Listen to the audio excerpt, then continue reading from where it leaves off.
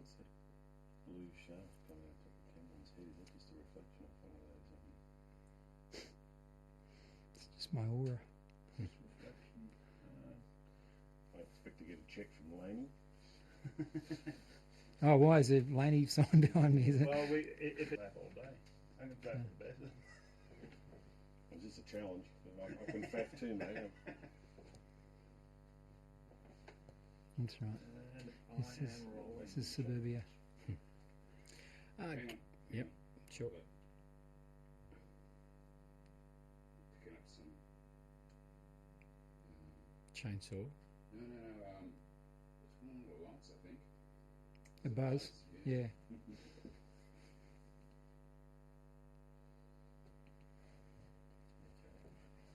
Good. It's good. All right. Yeah. Okay. So Cameron, just if you can, take us through who you were at, when your girlfriend got pregnant, and Okay. and I guess and what your time was like together, and how that changed once that happened. Okay. Well, we were, late teenagers. She was doing her HSC, or we started going out together where she was in year 11. Most of our time together was when she was in year 12, and then a little bit beyond that. I met her through sport, and I was at university when for the time that we were together, and she was at school. So we were fairly typical Northern Beaches, late teenagers, just hanging around the beach. Fairly sort of carefree time. I worked at a squash centre at Chatswood, we even at that young age, we made plans about what our future was going to be, and we were pretty tight. Yeah, we weren't. There was no sort of question of, we hadn't found our life's partner, sort of thing. We were pretty convinced that we had. Yeah. And then what happened? Well, obviously I didn't know, but I found out just after she finished her HSC that she was pregnant, and she must have known, but we hadn't seen each other for a little while she was doing the HSC.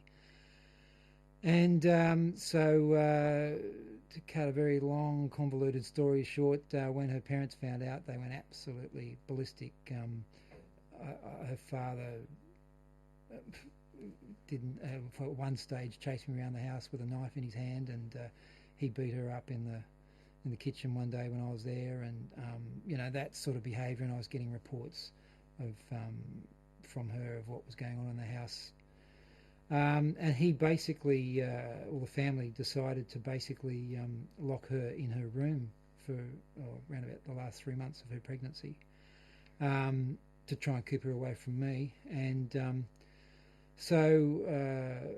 when that happened, I got a message to her through a friend who lived across the road, that I'd come down to her window that night, and we exchanged for the next 3 months. We each night after work I'd go down there and exchange letters through. She had a small sort of ventilation window that she could open, and we could just sort of hold hands through the window, and I'd stand out there getting rained on, and the wind and everything, and so late at about 11 o'clock or so at night, and we'd exchange letters through the window, and that's how we kept in contact for the last 3 months. And unfortunately, in those letters, she didn't tell me what hospital she'd been booked into. She was telling me a lot of what was going on, and that there was this adoption talk, and I knew that she was in touch with the particular adoption agency. And on one occasion, she had an appointment with them, so she stopped off at my place on the way, and we both went in to see them. And I also had the phone number for the particular caseworker, and I was adamant, this is not going to happen. You might as well just forget about it. We're going through this charade because there's, physical abuse going on if we don't. But once she's in the hospital, once she can get out of the house, and once there's some normality, adoption's not even on our radar. So forget about it. And I actually, at one stage, I asked the social worker a direct question. I said, "How do I stop this adoption?" And she said, "You can't," which I now know is completely untrue. But you're relying on people who you think are professionals and who you think have the knowledge. I went to the Chamber Magistrate at Manly Court to try and see if he had any angle on it. I was caught between spending money on lawyers, which I didn't have because I was a uni student, and trying to spend what little money I had, setting up a baby room at home and, trying to make some sort of provision for bringing a child home. So that's who we were, and that's how we were thinking at the time. Yeah. And your key issue is that you feel you were completely shut out of the process. As the biological father, you were removed. Yeah, well, I now know it was standard practice, but completely. I was shut out of Ellen's life, shut out of my girlfriend's life by her being locked in this house. And it wasn't till 18 years later, when I started getting some papers, that I discovered that the agency knew all this stuff. They knew that there was a physical abuse going on in the house. They described certain things in some of the papers. They knew that my name's all over the paperwork, so they knew about me. They knew I was making noises that I didn't want this to happen, that I didn't want my offspring disappearing somewhere else. And but I was given this blank sort of, well, there's no way you can stop it. Only Ellen and her family can make this decision, which at the time seemed a bit strange, but my father had just gone through a divorce, and I saw how he'd been treated through the courts, and I thought, well, maybe that's how things happen. But then when our child was born, and I actually turned up at the hospital, and there was about probably 6 to 10 days, I think, of hospitalisation there, and so I was in and out of the hospital, and a couple of times I turned up when the consent taker was sitting there with the papers and all that, and I stopped that process happening. But there's situations where Ellen's father was coming into the hospital and slapping her around in the hospital, and no one came to help her. So as far as my involvement, I was trying to get involved, and I was saying, I should be part of this process, and my DNA is all over the paper, the paperwork that exists now, and yet I still lost my daughter to adoption. And interestingly, I heard from some women who lost children recently that they were being interrogated about this in another forum, and the question was said, or the statement was said, well, you signed an adoption consent, so that's the end of it. Well, they can't say that to me because I didn't sign anything. I was very adamant. In fact, I was asked to sign, and I just looked at the consent taker like. In fact, when I distinctly remember in the hospital at one stage, when all those papers were spread all over my girlfriend's bed, I just looked at her and I said, "This is wrong. This is completely wrong." And at that stage, all the paperwork was folded up and taken away. So that was my attitude, and yet I didn't sign anything. And to this day, I do not agree. And a relative of mine recently said to me, I asked her, what was your perception of my attitude back then? And she said, "Cam, you were so determined not to lose your child. And yet, here we are sitting here having this conversation. I did lose my child. And it's like, I now know there was all sorts of clauses in all sorts of acts that I could have invoked if someone had just, hadn't been so convinced that they were going to take my child." Your story. Give it a go again. Okay. Speed. So, just make it clear for us. What were your intentions once you found out that your girlfriend was pregnant? Well, our intentions were always to get married. And then when we found out she was pregnant, it was just a matter of, oh, well, we'll have to bring that forward. And so even, in fact, the first day in the hospital, we were discussing this, and she leaned forward to me, and her mother was in the room, and she leaned forward to me and she said, Cam, I want this little girl to be Rebecca Horn. I said, yeah, so do I. I said, look, don't worry, we'll do it somehow. I mean, by that time there was so much pressure and so on. And I said, look, don't worry about it. We'll do it somehow. We'll do this, you know. And we're sort of sitting knee to knee on chairs, and our heads were touching, you know. And we were sort of saying this, and in front of her mother, and her mother was just having a conniption or something. She was having some sort of breakdown over in one side of the room. But that was what we were discussing, even in the hospital. There was never any other thought in our mind. It's still a mystery to me how they got her to sign those consent papers at a time when I wasn't there. And then when I met her again about 6 weeks later, they took her back home, and then they locked her up again. And then once the revocation period was over, they basically put their foot in the back of her, in her back, and said, there's the world, go out and get it. So she came back to my place at one time and just completely felt a piece of. She ended up in the fetal position under the table. I had to chase her around the house to stop her hurting herself. That's the sort of state of mind she was in at the end of all this. And just on the marriage situation, in my papers, when I got my papers 18 years later, the adoption consent taker had made a note. Cameron wanted to keep the baby, but marriage was not considered. Now, you know, that first part of that statement is absolutely true. Yes, Cameron wanted to keep the baby, and Cameron wanted to keep Alan as well, you know. And this marriage was not considered. Well, I think that's obviously her parents have insisted that be put down, or it's just some piece of fantasy that the adoption agency has written there, because our intention was always to get married. But what is clear is that they've admitted your intention was to keep the baby. Yeah. But you were never given a look in. That's right. Well, I was never given any of the rights or responsibilities that were enshrined in law for fathers, you know, in 1980. Yeah. Your experience is not that common, though. I know you say that there are others out there, but for most men, it seems that they can move on from this a lot more easily than women can. Well, obviously, there's that physical connection with women. For women, they carry the baby, they, you know, give birth to the baby, and then they physically have the baby taken off them at some stage and reaches into their hands and takes it away.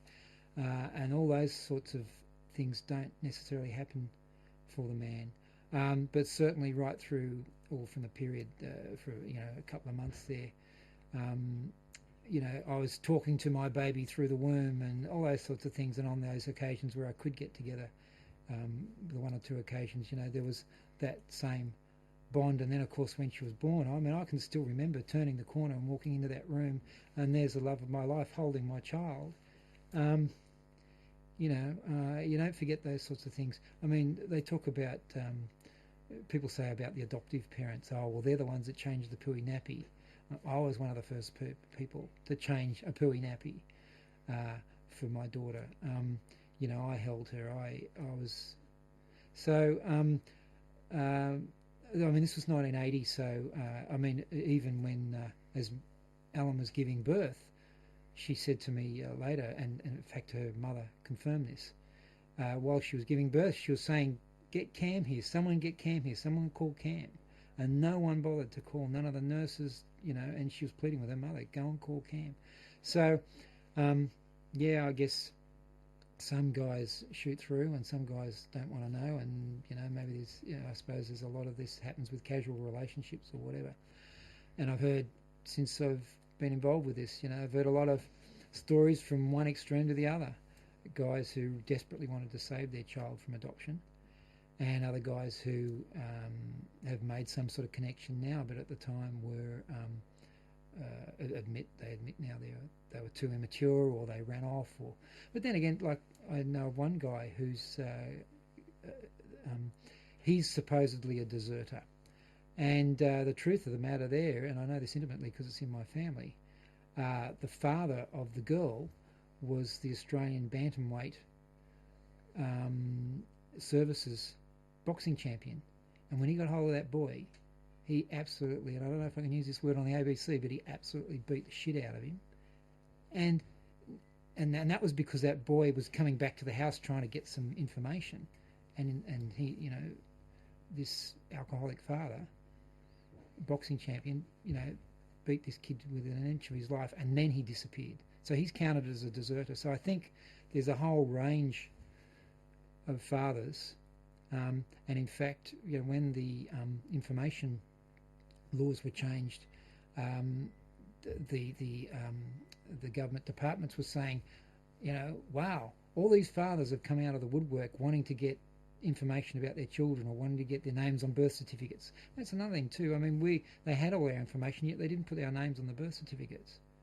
So what's an adoptive child going to think when they get their original birth certificate and they see father unknown, which is a complete lie? So all these things have added to creating something of a myth. I'm not saying it's not true. A lot of guys did run, and I think probably regret it in the end.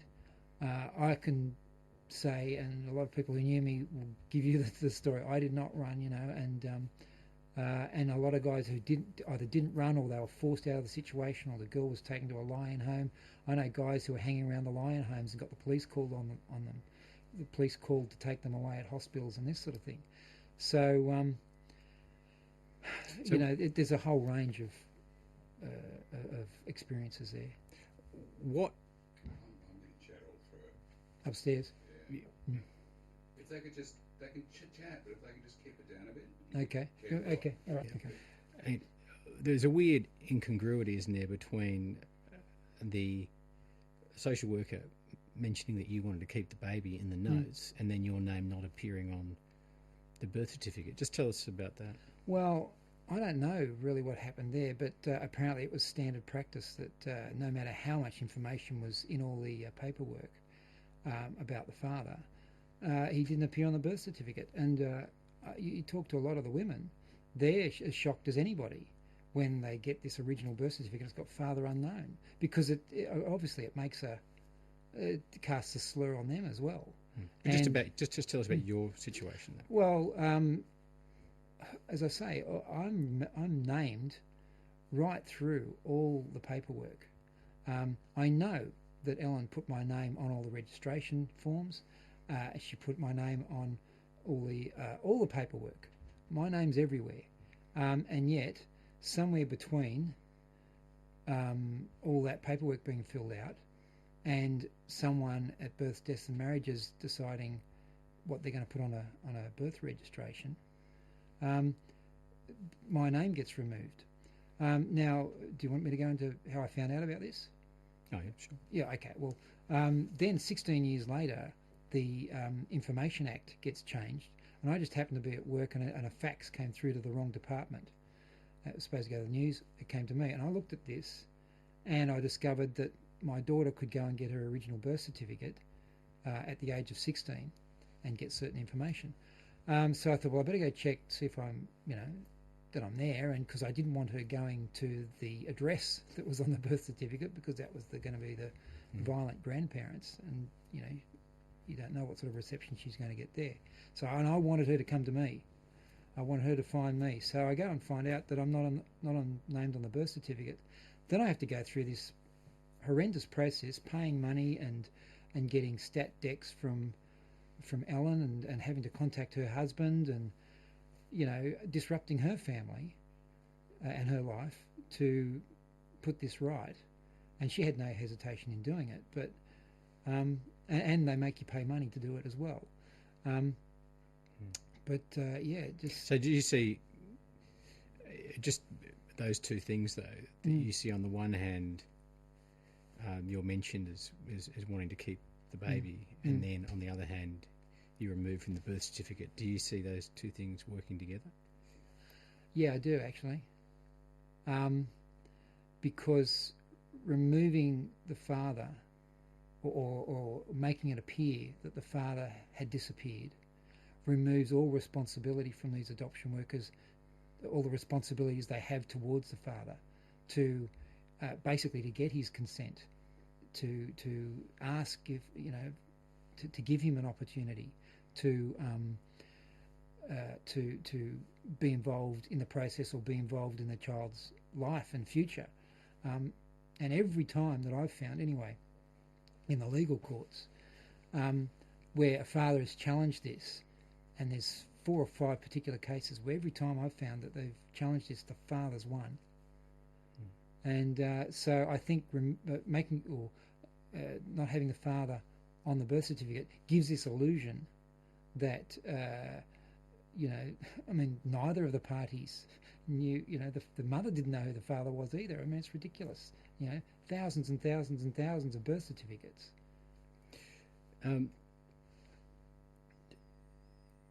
I think it's fair to say that you're quite obsessed with this issue. I think you probably wouldn't. You probably wouldn't. I do have other deny parts that. to my life. Yes. Yes, yeah. But when you had the reunion with your daughter, did that give you any sense of closure? Did it answer some questions? Has it been better since then? No, it's been much worse. And in fact, the grief and the because now you can actually see the result. And as far as I'm concerned, the result's not all that not that pleasing. And just tell us. Just take it back then. Tell us about the reunion. Well, just to answer that previous question, this is not something that gets better over time, because as you get older, as you live, you learn more and more and more about what's been taken away from you, and so you learn more and more about the enormity of what's been stolen. So at first, it's this thing that's happened. And it's been horrendous, and it's been this terrible sort of trauma, and it's been this event. But then as you see babies, and you think, oh, that's cute, where's mine? You see, you watch other people, you watch little people growing up, and then you have kids of your own, or the kids you're allowed to keep, and so you learn a whole other aspect of what's been stolen from you. Then, as we were saying, you meet your offspring that's been taken, and you can tell she's been hurt, by this event. You can tell that despite every effort that's been done on the part of her adoptive parents, there's still tragedy, and there's still pain, and there's still anger and hurt, and there's still all this stuff that's in her, that's derived from her removal from her, particularly her mother, but removal from her parents, her biological story. And so somehow she's got to cope with that, and so you see all this coping. You see, a lot of pain, and then over it's been 14 years since I first met her, and some of the response that I've had, or lack of response. I mean, even when someone's not responding to you, they're still communicating to you, and so you see more pain and more anger and more hurt and more judgment. And I don't know if you can hate your biological kin without hating yourself to some extent. So there's all these issues, that's printed upon this person who's, otherwise we would have had a very different life, and certainly wouldn't have been the money floating around that there has been in her life. But that's another thing. I see this complete reliance on materialism, and emotional and soulful sort of things don't seem to matter. only the material matters. Well, that's only half a human being as far as I'm concerned walking around. So I'm sort of getting a bit existential here, but you know, Well, That's what you see. just tell us just how the reunion came Okay. about, but what your expectations were, and Yeah. and how it felt on that day, and afterwards. okay. I think I think two parties coming into a reunion have a lot of fantasy and a lot of unreal expectations, and I think also there's no textbook particularly for father-daughter reunions, and so they're fraught with all sorts of minefields, and really my daughter and I stepped on every single one of them. And I've since spoken to a lot of men, and I've been able to say, look, avoid this, avoid that, and they've had much more successful reunions. Our reunion was, as far as I'm concerned, a complete disaster. We met down under the Sydney Harbour Bridge, and that was the first time I'd ever seen her. She had actually seen me on television a couple of weeks before. And leading up to that television appearance, she was very enthusiastic, and there was a lot of phone calls and letters and contact. And then after she saw me on television, it just stopped, And I think she was probably majorly disappointed by reality. She always had this fantasy, and then here's the reality. And I have to say, I was too. When I first met her, she'd had an eating disorder in the past 12 months. She didn't look all that great, And it was kind of strange when I met her, because we'd organised where we were going to meet, and I was walking across the grass towards her, and she refused to turn around. Her adoptive brother was with her, and he'd seen me, and he obviously indicated to her I was coming across the grass. But she refused to turn around until I was, almost right on top of her. So I think by the time we actually got to face meet, she didn't want to meet, but she'd made this commitment that she was going to meet, and so she went through with it. But it was the few times I saw her a couple of times, and they were very sort of monosyllabic meetings. What were we up to? I'll backtrack a little bit on the reunion. What? So we know you tried to stop it, but you did find out. And how did you react then? Well, I actually can't remember how I found out. I think I just got a phone call at work saying she signed the papers, something like that. Your 30 days starts now. But that was from either a friend of hers or from a member of the family. I actually can't remember how I found out. But then as soon as I found out, I went round to her house, and I found all the windows in her room had been boarded up and nailed shut and all this sort of stuff. So I couldn't get to her the way I had been getting to her previously with the letters. So I basically just went home and waited out 30 days, hoping I'd get a phone call. I went home and I tried to phone her, and every time the phone would get picked up by her mother. And the phone was right outside Ellen's room, so obviously she was being stopped from using the phone. Anyway, after the 30 days, I was watching the 30 days like you watch the clock sort of thing, and then the 30 days came and went, and I remember that morning pretty clearly. That was just like, I don't think I even got out of bed. I just sort of, she's gone.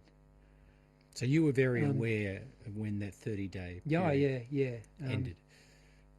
Yeah, I had I think I had it marked in my diary. I had every day marked in my diary. And so that 30 days came and went, and I'd been told I couldn't intervene or couldn't make any change. And then a couple of days after the 30 days, I got a phone call from Ellen saying that she was working just around the corner from my place.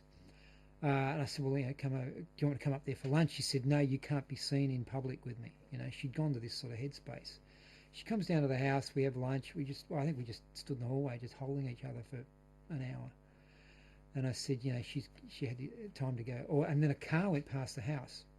And she just went absolutely berserk, saying, it's Dad, he's come to get me, he's going to come in and he's going to kill me, he's going to do this, going to do that. And I said, it's not your father. And I was chasing her around the house. She was trying to find somewhere to hide. I was chasing her around the house. And in the end, I had to sort of wrestle her to the ground and say to her, look, there's no one coming in, the car's gone, there's nobody out. No one's bashing on the door. Nothing's happening. And she crawled underneath the table and just sort of curled up in the fetal position crying. And so I got under the table with her and just held her. And then just like that, it was just like she just stopped and said, I've got to go back to work. And just basically stood up. And she said, go outside and check there's nobody there. So I went outside. And then I went outside and I saw she was sprinting back to work, which is probably 400 metres. You know, this was a girl who's just gone through this trauma. And I also discovered it was about another 6 weeks she was still heavily bleeding, which I now know. Now I've had other kids. I now know that's not normal. So obviously there's all this disintegration of this beautiful person that I was in love with.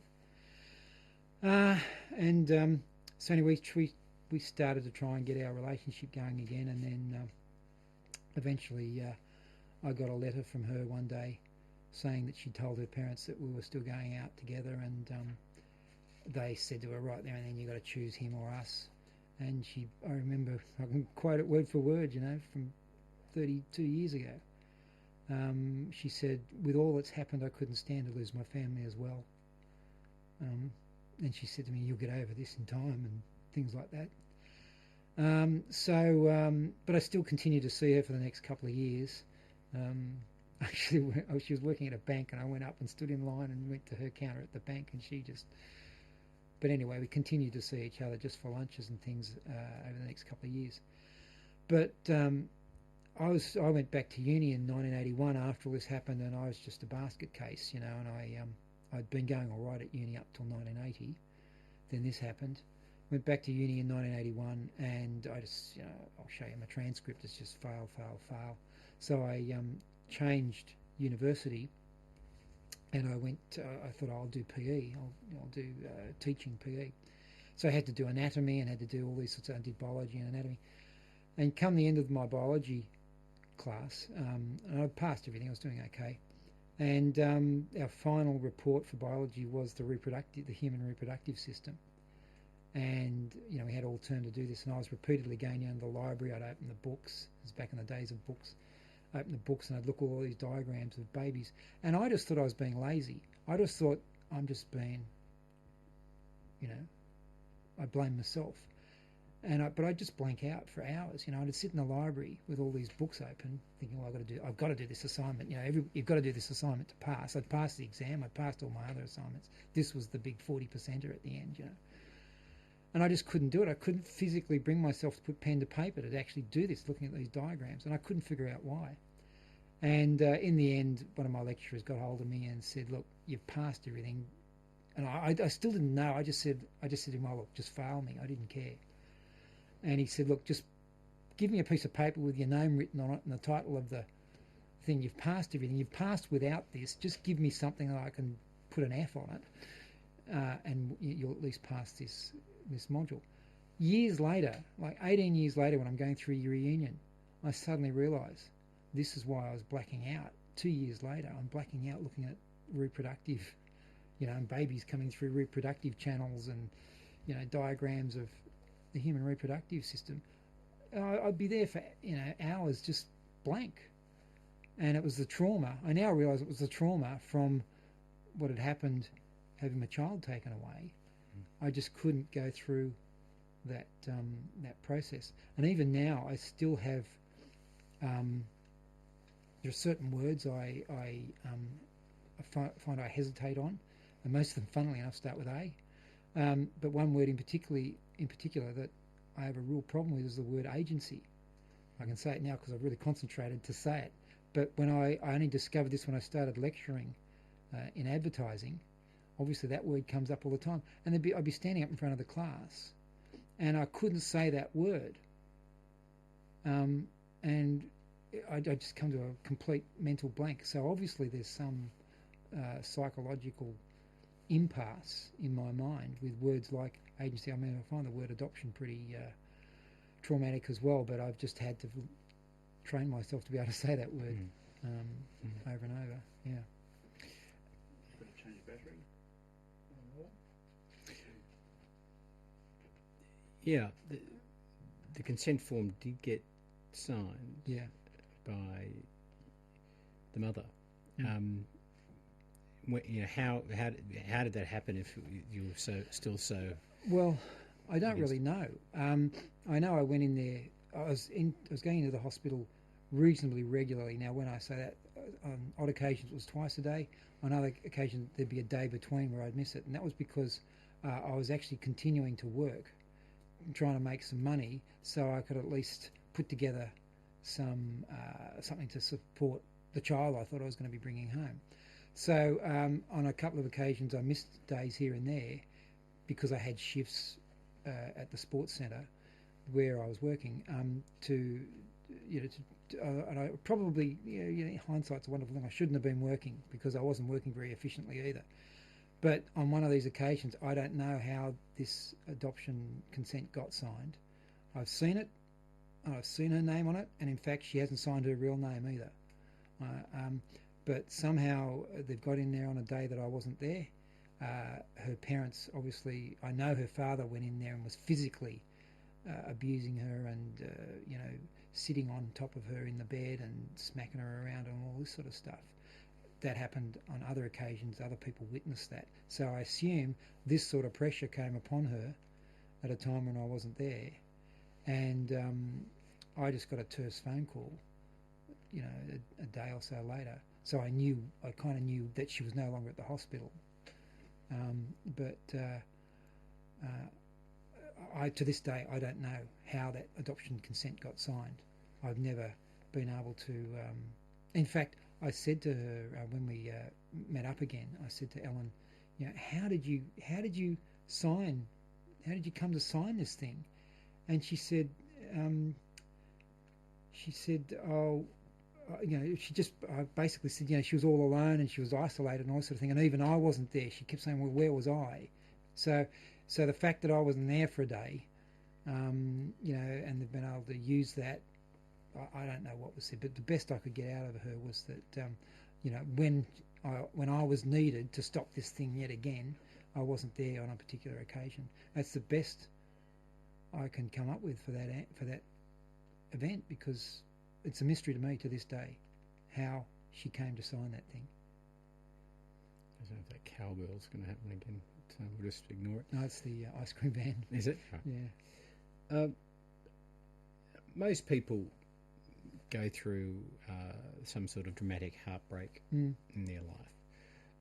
To what extent, when you are really honest with yourself, to what extent is your emotional pain and trauma to do with a sort of primal heartbreak that your life has pivoted around, and how much is it to do with losing your daughter? Okay, I think people compare this to a death, but there's a big difference. Death's final. And I know any woman who loses a child through any mechanism, that will always be with them. But if it's a death, there is a finality to it, as tragic and as painful and as much as you'll never forget that. But the real go away. Okay.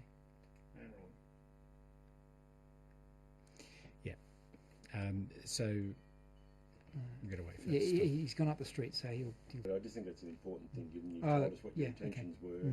that Okay. we nailed How down. I'm rolling again. Okay. So just first of all, tell us again how consent came to be signed. To be honest with you, I don't know. I was trying to juggle work, so I had some way of supporting this child I thought I was going to be bringing home, and going to the hospital a couple of times a day, and on odd occasions I'd miss a day because I would have to do I'd have to do my shifts. So I know that there was unrelenting pressure from her family, and that had been going on for months. I know there was complete dismissal of anything other than adoption amongst the social workers and sorry. That was So in the end, how did consent come to be signed? Well, to be honest with you, I actually don't know. I was trying to juggle work and going into the hospital to support my girlfriend and my child. Sometimes I'd be in there twice a day. Then there were occasions where I had shifts and I was trying to work so I would have resources to bring a child home. I thought I was bringing a child home. So there's a few days that I missed. Odd occasions I went in there and they were in the process of signing an adoption consent. One thing that I was told, one time when I went into, and I intervened in one of those occasions, I said to Ellen, "What are you doing?" I picked up the forms. I said, "This is an adoption consent form. Do you understand what you're doing?" She said, "Yes, this will give me 30 more days to make the decision." And that's how it was being sold to her. And she said, with all that's going on with my family and all the pressure, I kind of need a bit of this breathing space with all the pressure that was being put on her. So there was aspects like that were being as a sales pitch. We'll start that again. Yeah, because you said it very neatly before, and it was about but I just remember that was a pivotal. But it's kind of it's a bit of a distraction. You did talk about intervening in those things. Yeah. Nail it with. Just okay. If you just I'll say bring you that don't up. know how it happened, It's you're really going. good that you're working because you're trying. You're trying to. okay. You're getting to have the baby. Sorry, we'll go blah, But but there was this basically, unrelenting putting it in there, pressure. she's under all Yep, this pressure, and yep, she must okay. have finally caved in. Okay. So, consent was signed. How did that happen?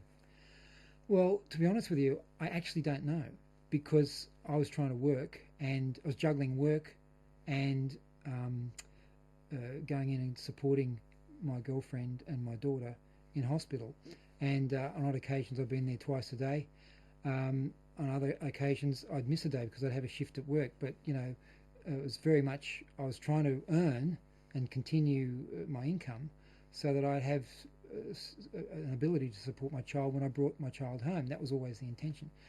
I don't know how the consent was signed. The only thing I do know is that intense pressure was being put on her, particularly by her family. There was inaction on the part of the adoption agency in terms of coming up with any alternative, and also the people working in the hospital. There was no alternative being offered, and consequently, on a day when I wasn't able to get in there, they've been able to convince her to sign this consent. Now, I know one of the arguments they put to her was, "Oh, this will give you 30 extra days to make up this decision," and that looked very attractive because she was under such pressure. 30 days breathing space, but it was an adoption consent she was signing, and then when I saw her 30 days later, she was a basket case, and so was I. I counted down those 30 days. I got a phone call, I think from a family friend, saying that she'd signed the papers, was no longer at the hospital, so don't bother coming. That's all I knew. I don't know, to this day, I really don't know how she put pen to paper. And in fact, I've seen the adoption consent. It's not even her correct name that's on there. So, I can't really answer that question definitively. Okay. How much, I asked you this before, but how much of the emotional trauma that you still suffer is due to a fundamental heartbreak that you never got over? Okay. There's these two issues. I could say, oh, he's just pining because he lost the person he thinks was the love of his life. Or, there's this child, there's this daughter. And that's the issue. The truth of the matter is, this is not a death. Death's final. If my daughter had died, and if our relationship had disintegrated, in some other way, then that's just, as you say, part of life. But death's final. Death's a cut-off. Death brings that finality. But there's this part of me that's been amputated that's floating around out there in the world. We are parents of missing children. No one would say to Lindy Chamberlain, "Oh, just pretend you never had a Nazaria." No one would ever say to Tess Knight, "I just pretend that Samantha never existed." We are the parents of missing children. And no one would ever dare say some of the things that get said to us, to parents like that. So, I'm a parent of a missing child. I don't know where she is. I've had a reunion. I've seen her for 5 minutes in 32 years. I don't know where she is. I know she's living in overseas somewhere. I don't even know exactly. I've pleaded with people to give me information. It's an amputation of a really important part of me. And yes, there's there's a memory of a love affair, and that's one thing. But there's an amputated part of me that is floating around in the world somewhere that I know nothing about, and I desperately want to know something about because I had nothing to do with its removal, with her removal. You know, it's like having a limb removed without your consent. You know, so they're the issues that, and they're the issues that get bigger and bigger and bigger because there's more and more time that's been stolen from me. See, the issue for me is that people say, "Oh, this happened 32 years ago. Get over it." You know, well, my fathership over that girl wasn't just stolen from me 32 years ago. It was stolen from me yesterday. It'll be stolen from me tomorrow. You know, it's this ongoing issue, and I have 2 other children, and I know what it's like to be a father, and I know all those. You learn more about fatherhood and fathership and what actually was stolen from you. That's the issue. So, yeah, one thing's a memory, but the issue goes on because my fatherhood has been stolen today, tomorrow, and forever. It'll never be retained. It'll never be recovered. But at least, there may be some time where I can have a friendship with this person who's still living. Some people might say, if you love somebody, you set them free. Yeah, that's a lie. Next question. I can tell you, I didn't set her free for a start. And if you love someone, you protect them, you look over them, you converse with them, you input into their life, you mentor them. You don't control them, obviously. And if they don't want to know you, well, yeah, you will grieve for them. If you love someone and they are apart from you, you will grieve for them. Parents who have children living overseas, they don't grieve, but even if they have a relationship, they still miss them. So for some reason, because someone else made these arrangements without my consent 32 years ago, I'm not allowed to miss my daughter. I'm not allowed to have a little grief. I'm not allowed to think about her, every now and then. It's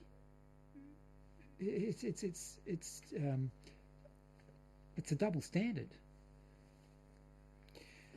Just in a nutshell, we don't want to go into the expanded version of the illegality issues that you allege, but one thing that I'm concerned about, I mean, I know we talk about Crimes Act, so it's not a civil suit, but if it's so if the arguments are so as compelling as you regard them, why haven't you taken them to the police, and why aren't the police acting on them? Because we as men who've lost children to adoption are only just now starting to get our voice. I don't know if I can say this to you, but I'll be surprised if this goes to air. And the reason I say that is because there have been other people who've tried to get these sorts of things to air, and they get stopped because no one is listening. No one, and so if I go to the police, I feel very much they're not going to take me seriously for a start. And until there is some sort of social acknowledgement that there are illegalities, I have run this past lawyers, and they just freak out because they just go, and I haven't even had to get to the end of it. They've just gone, yeah, that clause means that clause means that, so therefore fathers should have been signing consents, and we've got 300,000 of these consents floating around Australia, and not one of them's got a father's signature on it.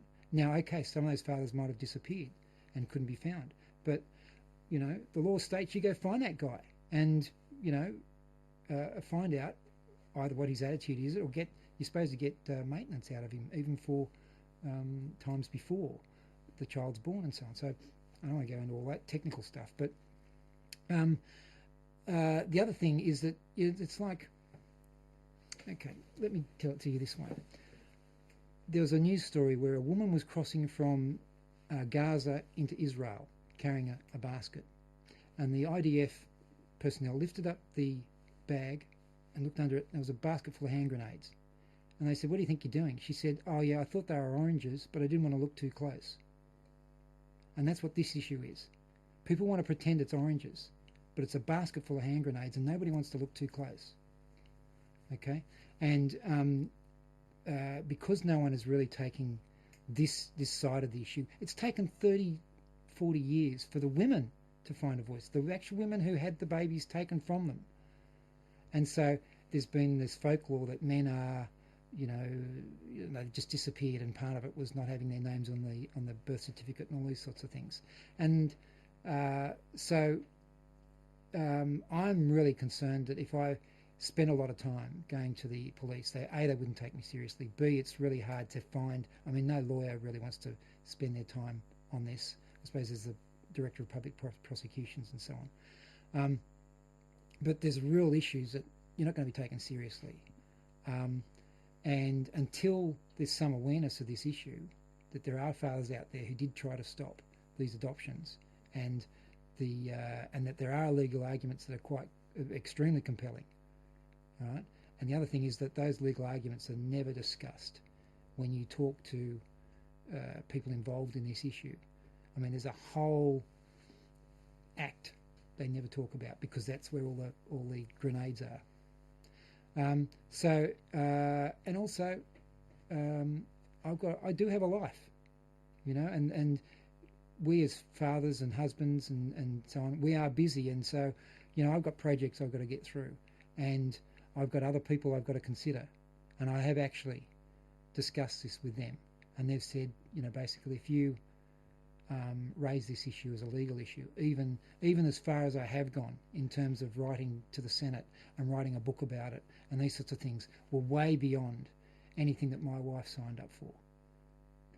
And, the impact of this on my kids, even as it is. So to start up a whole court case and to, if I was single and if I was alone, I would have done it years ago. But, there's a lot of other things that have to be considered. But, it's still in the back of my mind. And as you say, Crimes Acts, there's no statute of limitations on those. On kidnap, anyway. Yeah.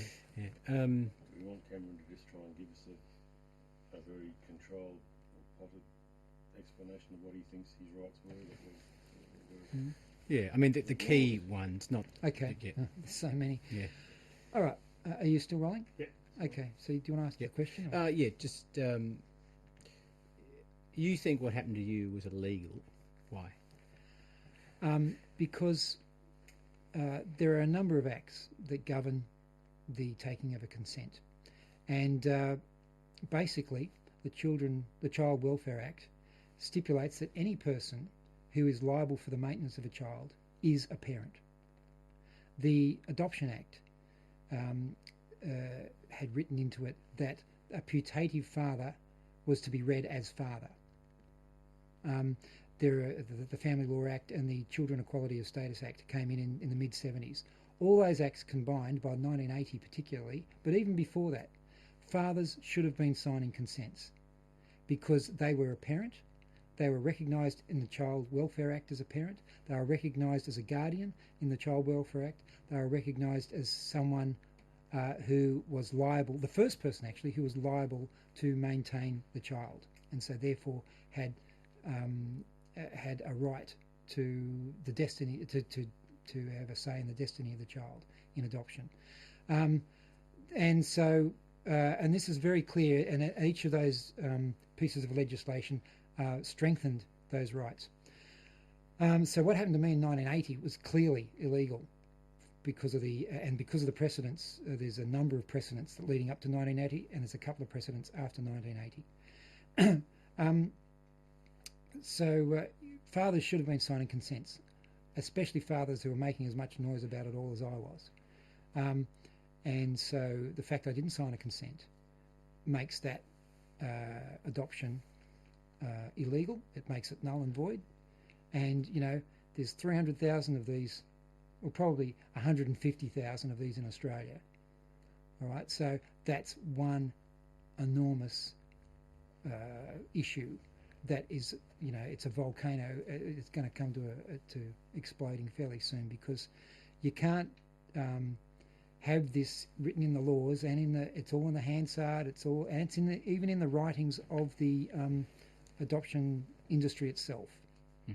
All right, just the mere fact of what they did to the girls means that it was illegal. But you add this second layer, and that's why the fathers were being cut out of it, because it did actually add another layer of complication to the process. But it's in the law. But you're also arguing, aren't you, that the children were being illegally detained? Is that?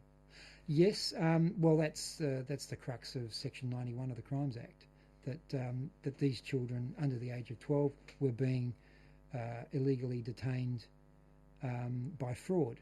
I maintain it was fraud that was perpetrated on the fathers. It was coercion that was perpetrated on the mothers to actually get that signature on the piece of paper.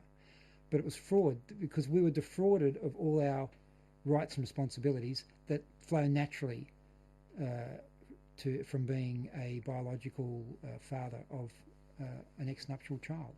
And it's all very clear, you know, it's all written out, you know, a legitimate child, these are the circumstances. An illegitimate child, it says every person who is a mother or a person liable to maintain that child or a guardian. Now, under the Child Welfare Act, I was both a guardian and a person who was liable to maintain the child.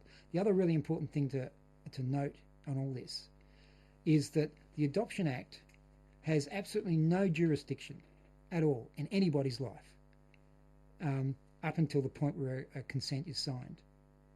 So in all the lead up during the pregnancy and then the original confinement and then up until the Adoption Act is consigned, it's the Child Welfare Act that is the overriding act, and that's what you are, as an adoption practitioner or a social worker, beholden to.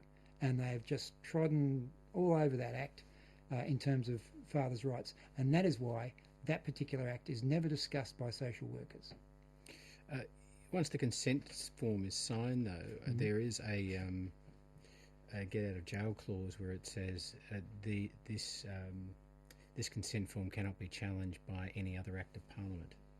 That's once it's gone through the 30-day revocation period, which it has in all these fathers. Well, it has now, but as far I'm talking about the actual. No, it actually says that if the consent has been taken in a way that is not appropriate to this act, then it is null and void. I mean, I'm paraphrasing there, and the fact that it doesn't have the father's signature on it, and it hasn't. They haven't gone back to his rights as a guardian. Also, it says that that anybody can be added to the proceedings while that thing's going through the 30-day revocation. After the consent's been signed, before the 30-day revocation, anybody can be added to the proceedings who has an interest in the well-being of the child for the express purpose of opposing the adoption. Now, that's fraud. If you don't offer that to a father who's saying, how do I stop this adoption, even beyond the consent. Now, I was asking that question before the consent had been signed, but even beyond the consent, that's fraud if you omit a piece of important information. All right. Also, even after the 1967 Adoption Act, when all sorts of things were changed, if between the time when the child was born and the consent was signed, Ellen and I had gotten married, that would have stopped the thing dead in its tracks. Right. So there was another mechanism by which the adoption could have been stopped. So all these things, there's just fraud after fraud after fraud of these workers withholding information, important information, both from the girls and from the fathers, in order to get that consent. And then once the consent's signed, that's when the Adoption Act comes into play. And only after the 30-day revocation period's over can you then invoke, this can't be, another act can't be invoked here. But that's not true either, because there's actually precedents. F versus Langshaw is one precedent. Well, he did that. He went 6 months later, and he won the child back. He got the child back. Yeah. So okay, I think we're done. Just want to ask what you want to see come out of this. Yeah, with there's been inquiries, there's been apologies. I guess if the federal government, if the Senate inquiry carries in some senses, more weight Mm. than any other. What would you like to see come out of it? What would I like to see come out of the Senate inquiry? Well, evidence, basically. A finality saying, yeah, a kind of an admission that, yes, this was done.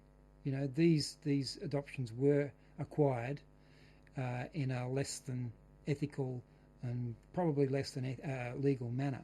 That's number one. Secondly, so an acknowledgement, a real acknowledgement. I don't want to, I don't want a pathetic, carefully worded sorry. I don't want an apology. You know, the only apology I would accept is a really sincere apology from the actual two women who were involved in taking the consent. An apology from Parliament doesn't mean anything to me.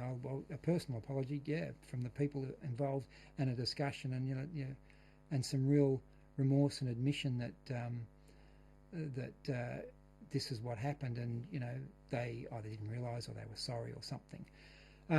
Beyond all that, I want evidence or something I can put in my daughter's hand and say, look at this, darling, this is what really happened. I know everyone's told you this other stuff. I know everyone's told you that your parents didn't care or that they just signed you away, but that's not what happened. And here's a whole history, and you're part of it. You know, and this is who you really are. You know, that's what I want. I really want something I can give to her, and whether it's when I've passed away, just something to say to her, you know, that we cared. Yeah, very good. I had this feeling that it's entirely possible I've got it wrong, but that is the Child Welfare Act been repealed now? Yeah, 1987 it was repealed. Right, so we're still